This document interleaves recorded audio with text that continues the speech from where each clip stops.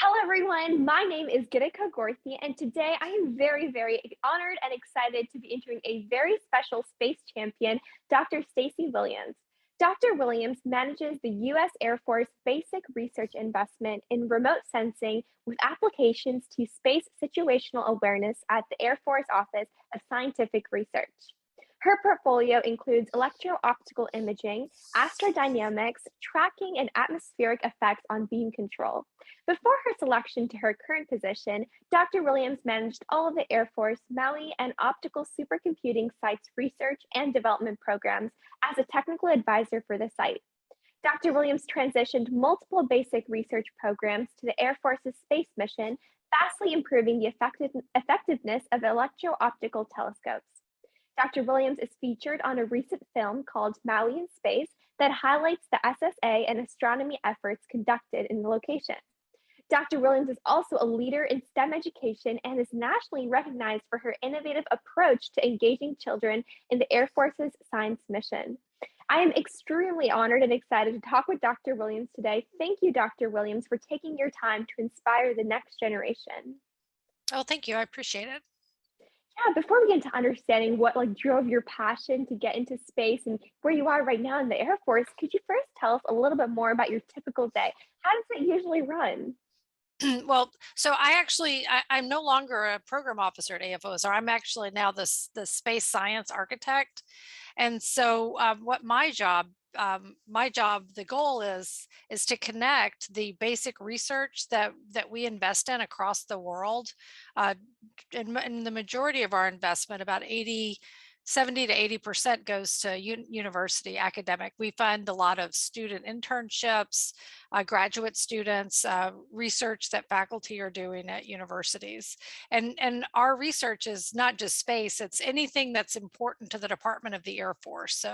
And the Department of the Air Force encompasses both the Space Force and the Air Force. And so a typical day is I talk a lot since my job is to really connect our basic research mission to the Space Force mission. I spend a lot of time talking to the members of the Space Force. And so, for example, in January, we're holding a workshop, a hybrid event, which will be virtual and in person in Arlington, Virginia, where our headquarters is located. And we're having professors come from all across the country to meet to discuss how we can improve the mission of the U.S. Space Force operational Delta II, which is the one that monitors what's happening with satellites in space. And so, as technology improves, the tools that the operators can get access to can improve. And so what we're trying to do is to look to see what is that next phase of improvement and how can we make that better and how can we make it faster. So in preparing for that workshop, so last week I spent time talking to the operators because the operators are planning to come to the workshop as well, talking to the academic professors that are coming to talk about the expectations. So I did a lot of planning on that. We had a press conference. We just started a new space initiative called the Space University Research Initiative. And we had a press conference with Major General Heather Pringle, our commander, and our director, Dr. Sherry Welsh. And then also included in that was the chief scientist for the Department of the Air Force, Dr. Victoria Coleman. And so I spent my morning during that press conference. So That sounds really awesome. That event sounds really cool. Is it open to everyone? Can anyone kind of come in and view it? oh yeah, I'll send you the link to it. Would be awesome. Yeah, it sounds really fun. And I'm sure every day is different for you, which brings on new challenges and new exciting endeavors. So that's awesome. And how is it like working in the Air Force? And more specifically, I know that you spread STEM education through the Air Force. So how is that like? When I was first reading about your work, it was definitely unconventional, but very unique. So I'm curious of how it's like and how you got into it. How I got into working for the Air Force or the STEM education or both? Both. Both. Okay. So, I actually joined the Air Force. I'm not stereotypical. I joined them late in my career, and so I've had kind of an unusual career. I started off working at Boston University as a research faculty. And I went from there to a startup biotechnology company. And then from there, I adopted two girls. And so I became a high school chemistry teacher for 10 years while they were young, which actually I love teaching high school. So I got a lot of experience in education, STEM education. And then I was when I decided to go back into the research realm, there was a position at the Maui Space Surveillance Complex that the Air Force Research Lab manages. And they were actually looking for a scientist, and my background is in lasers and optics. And so they wanted a laser and optics person, but also everything that happens in Maui, because the observatory is located on the top of a dormant volcano, Haleakala, and that is very important land to the people of Maui and the people of Hawaii. And so they wanted somebody that could connect with the community. And so I was hired to do that. And what's one of the best ways to connect with the community is to do K-12 STEM outreach with the students there. And so that's how I got involved in that. And the people I worked with in Maui, the government, military, and the contractors were very passionate about Maui and about giving back to the island. And so I had tons of volunteers. So it was a team effort. We developed tons of STEM activities that connected to the mission. And the reason I worked with the Air Force Research Lab, and I actually still do, is that I think the mission is really important, the space mission in particular. And I'm very fascinated with developing new optical techniques. I'm very fascinated by light and how we can use light to understand what's happening to things far away like satellites. And so, and I work with a lot of amazing people. Our new director, Dr. Sherry Welsh, is really phenomenal. I know she has a lot. She has blogs and stuff. She's really very creative and very outside of the box too. So that's how I ended up doing STEM and working at the Air Force, and why I'm continuing to work in the Air Force. Oh, yeah, thank you for sharing that. I feel like a lot of times we tend to assume that if you join like the Air Force military, it's kind of from a young age, you've kind of just been in that path. But it's nice to know that you can come in at a later time in your life and still have such a significant role in what you're interested in. So thank you for sharing that. And, as a female in the aerospace industry, did you ever have any obstacles or challenges? And if so, how were you able to overcome them?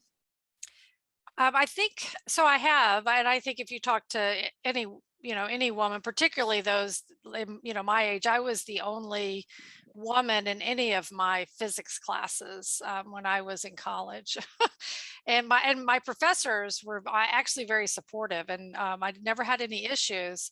But I do know sometimes that I feel like I'm not taken seriously, and this gets better as as things change.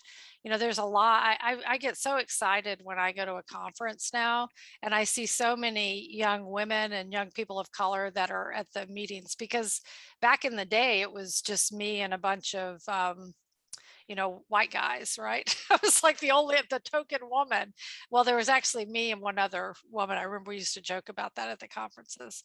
The benefit, though, is when you have to go to the restroom, there's no line for the women's, but the men's have a huge line. But anyway, so yeah, I've had some things. I think that I am very persistent, and I have this personality flaw that I never hear no. And so, which sometimes is great. I think it drives people crazy sometimes, but even when somebody says no to me, I just keep trying to figure out a way to make it work. So I just keep pushing. And I also don't, I think a lot of discrimination against women is really, they don't think they even realize that they're doing it, I think a lot of times. And so I just keep pushing, and eventually it's worked out. And I will say the majority of the folks that I work with, though, have been or don't discriminate. I think it's and it keeps getting better and better. So That's really nice to hear. I mean, first off, it's not a personality flaw. I think that's a great characteristic to have just to like always keep pushing. I think that's awesome. I think that takes a lot of guts and personality to do that. And that's like great confidence, which I think every person should have. But also it's kind of shocking because a few days ago I was talking with a graduate student and she was facing the same problem where she was the only physics girl in her Mhm. classroom in the 21st century, which is really, really shocking to see kind of that continuity, which hopefully is going to keep changing. And I know definitely there's more opportunities for various minorities to get involved in so many different programs, and people are starting to be more supportive. So I can see the change, but of course, we still have a long way to go. But I'm glad to see people like you who are really trailblazing that part and really bringing the confidence and shedding light on this. So, yeah, that's Well, awesome. and I will say too that right now, this is the first time in my career, but my uh, d- supervisor, Colonel Michelle Avey, is a woman. She's the commander of where I work. My boss, Dr. Sherry Welsh, is a woman, and and then the commander of the Air Force Research Lab, Major General Heather Pringle, is also a woman. So like all the way up through, and um, Vice President Kamala Harris is in charge of space. So even the top boss is a woman. So that's I've never had that in my entire career. So that's great. That's really, really exciting just to see that chain. Like, that's awesome. I think that's just like a statement. I think that's awesome. So, yeah, thank you for sharing that. That sounds like that just shows that we've definitely come a long way. And so I'm just really excited. And so, did you always imagine yourself in the position you are in today? Like when you were a little kid, were you always interested in space? Because you did say you were studied in optics and illusions, Mhm. and like you were interested in light. So, was the passion for space specifically something that developed over time, or was it something that you'd had ever since you were a little girl? So ever I loved science as a little girl. I've always loved science. We were talking about this. I was with a friend of mine this weekend just about this, just how I used to be really inquisitive. I used to take my dad's magnifying glass outside and look at things really close up. I had a microscope at home and stuff like that.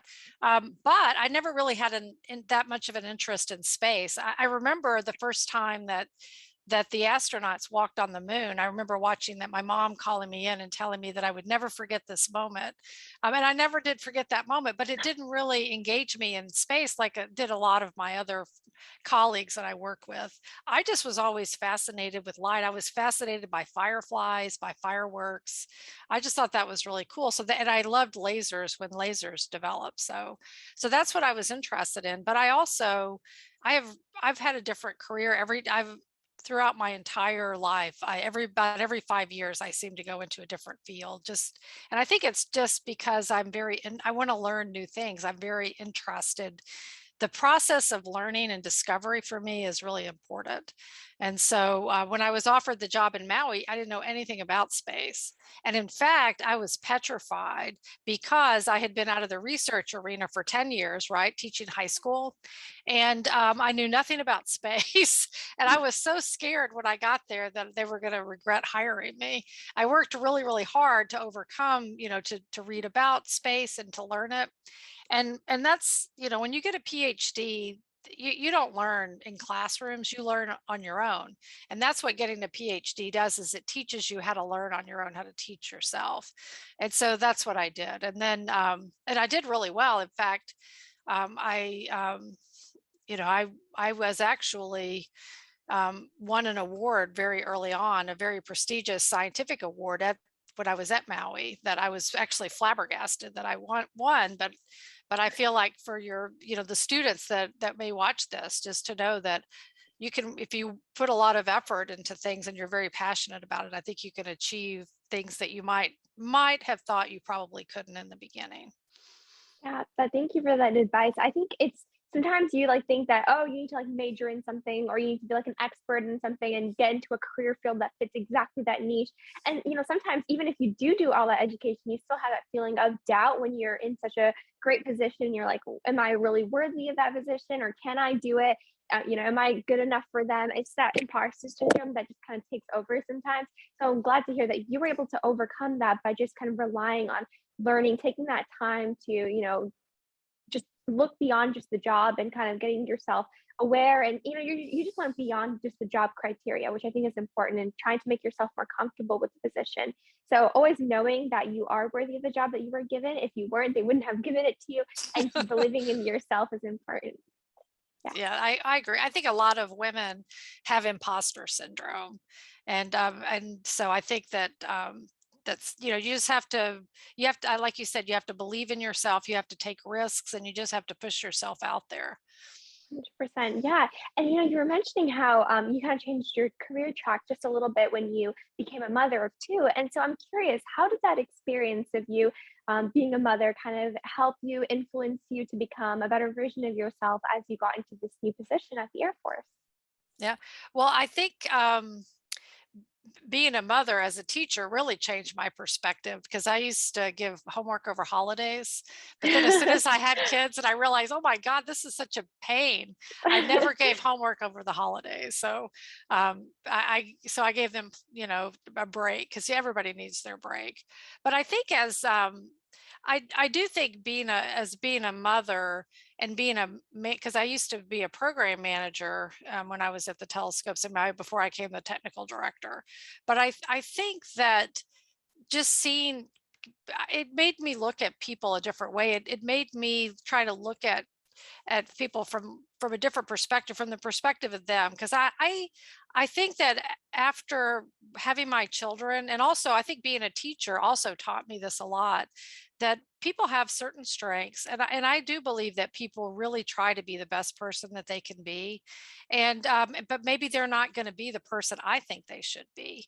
And so just kind of understanding and embracing people for the skills that they have, and not being disappointed in them for the skills that they don't have. It really helped me be a better program manager. I feel like I developed much more trust with my team, and we were much more productive working in that way. Yeah, I definitely think those new experiences, not just being a mother or just being a father, but just like these new experiences that you do get, whether it be through traveling experiences or having a new family, family member into your life. It's just like you get that new perspective and new Mhm. outlook, something to look differently. So I definitely agree with that. I remember when I got my younger brother, like he's 6.5 years younger than me, so we have a pretty big age gap. And when he came into my life, I started becoming more like a mom, and it also made me become more patient and think like, oh, like I don't know, just think become a better person myself. So I definitely can agree that these new experiences enable you to like learn certain skills that help you become a better person. So yeah, I'm really glad to hear that that experience was very enlightening for you. And so, when you were, pursuing your passions, kind of coming out of graduate school and, after earning your PhD, did you have obstacles trying to find and get to your initial point in your career? And if so, and, throughout your career, did you have any obstacles? And if so, how were you able to overcome them? Yeah, so when I graduated with my PhD was a time when it was really difficult to get a job as a scientist. And so that was a struggle. And so I can't tell you the number of resumes. I sent out probably 150 resumes. And then I ended up not getting a single, I think I got one interview after all those that I sent out. And so but I had collaborated with the folks at Boston University, and so I reached out to them, and I think that I was lucky in getting that initial position. But I think that as a student, as a college student, and as a graduate student, I wish that I had done more internships and gone out, because I think that I would have been much better place to get a job after I graduated than because I didn't do anything like that. I was very focused on, I worked as a student in college as an undergraduate. I worked in the summer to earn money. And then I worked during the year, for, to have cover my living expenses. So I never did any of those external opportunities. And I think that would have helped me, get get a better start and get a job much more quickly after I got finished with my graduate degree. And other obstacles, I think, working with networking type of organizations has really helped me, get a position. And when I several of the positions that I got were because I had done networking types of activities. And then also, I keep in contact, even the first job I ever had, I'm still in contact with that person. And I think that that's really important in your career because I always have somebody I can call when I need, when I need a new position, if I'm ready for a change. And then they also think about me when things come up. So keeping in contact with folks, I think is really, really very valuable. Yeah, I will have to definitely vouch for that. I mean, through my interview series, like I don't know anyone in the space industry. Like none of my parents are in the industry. So, when I started this, I was like, okay, how am I going to get people? And it was all through social media, and it was just kind of networking and reaching out to people, and just taking that risk to even go ask them, being like, hey, are you open to this? And just like just taking that risk again. And when you were saying, you applied to like 100 different jobs, 350, and you got one response back, that was kind of similar to a lot of people that I've heard when they got their first job or their first cool experience. It was just trying and putting their resume out or their voice outside and just seeing what the opportunities will lead to. So I definitely think that just putting that initial thing takes a lot of courage, and getting rejected is hard. It's hard for anyone, but I think what your journey really shows us is that it's important to take that initial step and don't be afraid of getting rejected. That's right. Yeah, and so my next question, funny enough, it was what was your best internship experience, mentorship experience, something that you would recommend? And so kind of off of your experiences afterwards, kind of looking back, wishing you did an internship, what is one that you would recommend maybe high school, college, graduate students to look into? Well, I definitely recommend doing when if after undergraduate going to graduate school, I recommend to identify professors whose research really resonates with you, to reach out and contact them. Because I did when I went to graduate school. I moved so I went from University of Arkansas to the University of California at Santa Cruz, and so I applied from the professor that I was most interested in at UC Santa Cruz to work in his lab the summer before I started graduate school. And so he hired me to do that. So I was able to move there, 3 months earlier. And I was able to get to know everybody in the lab. I was able to go ahead and get started on how to do research in a graduate environment. And I was able to publish papers faster. And the average time to get a PhD is about 5 to 6 years. But I was able to get my PhD in 4 years because I came that first summer. And so I got a huge head start. So that was, I didn't even realize that was going to give me such a great advantage, but it really did. I was able to publish a journal article my first year as a graduate student, which isn't common. Wow, yeah, and I think definitely connecting with those professors, seeing what intrigues you, and kind of pursuing those avenues is definitely important. Yeah, and kind of diving now that we're able to learn a little bit about your journey and what intrigues you, what got you into space. I kind of want to get your perspective and opinion on the future of the aerospace and aviation industry from your personal experiences and what you envision. Which is, so what makes you excited and what makes you nervous for the future of the space industry? It could be in terms of the Air Force, or it could be just something that you're reading on the news, something that you just like to share with Okay, well, so this is my personal opinion. I'm not speaking for the Air Force. us. I think one of the most exciting things to me is the stand up of the Space Force, and the fact that the General Raymond and General Thompson, the commander and the vice commander, have really embraced research, scientific research, and particularly research at the academic level. And I have not experienced that before working in a government laboratory, because I've worked at a couple of government laboratories before I came to the Air Force too. And they are so committed, and they really embrace how discovery research really shapes the technology of the future.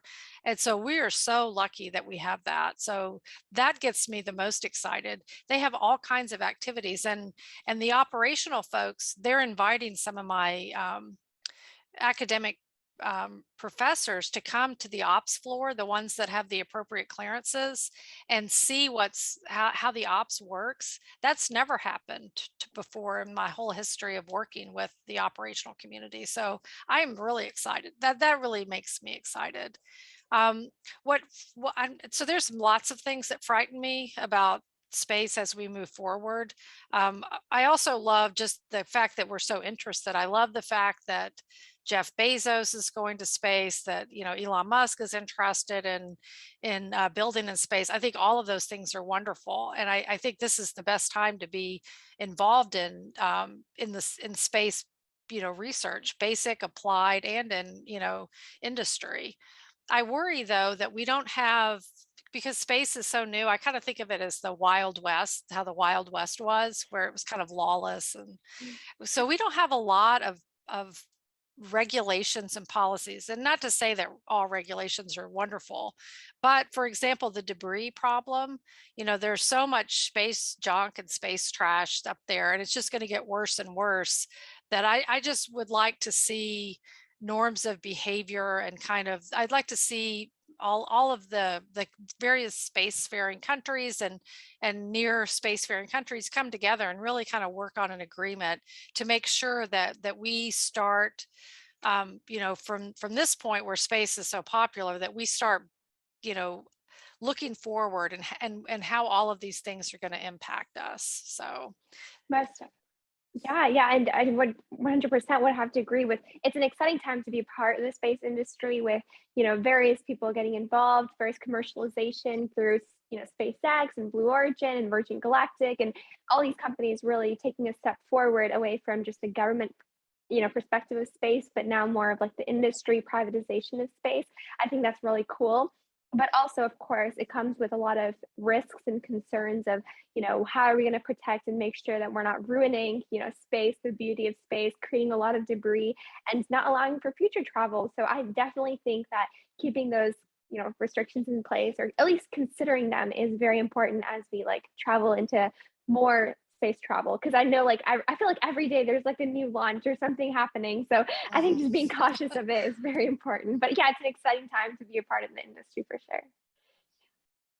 Yeah, and so now my last and final question for you, because you've given both your perspectives, your opinions, as well as kind of share your journey. And so I know you've given plenty of advice throughout this interview, but just kind of to wrap it up, what final piece of advice do you have for young students to get involved in STEM, space, maybe who want to join the military as they grow older? Something that you wish someone told you when you were in high school or undergrad?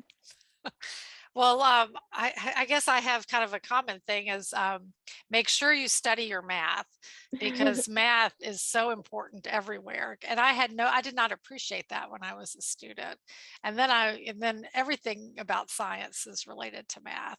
So I think that's important. And also I think, you can make sure that they are taking risks. And if you want to do something, I think that, I'm a firm believer, if you really want something bad enough, and if you try hard enough and have positive thinking about it, never give up and persevere, that you will achieve it. So that would be my advice. And also to not take no for an answer too, because you can really move forward with that. Yeah, yeah, that's incredible advice. Just remembering to not take no for an answer, to believe in yourself, but also to learn the importance of math. I mean, as a high school student myself, I know sometimes math can be a little bit difficult, but it's always important to remember it has such real world application. And there's so many interdisciplinary parts in space, which is something that I love about it. But it also means that trying to be aware and educated about the various different aspects and topics and how they kind of interconnect is so important. But I want to thank you so much, Dr. Williams, for taking your time to share your journey with us. I am so excited for the event that's going to happen, but also the incredible work that the Air Force is doing to spread STEM education to everyone. So thank you for your time today. Well, thank you very much. I appreciate it.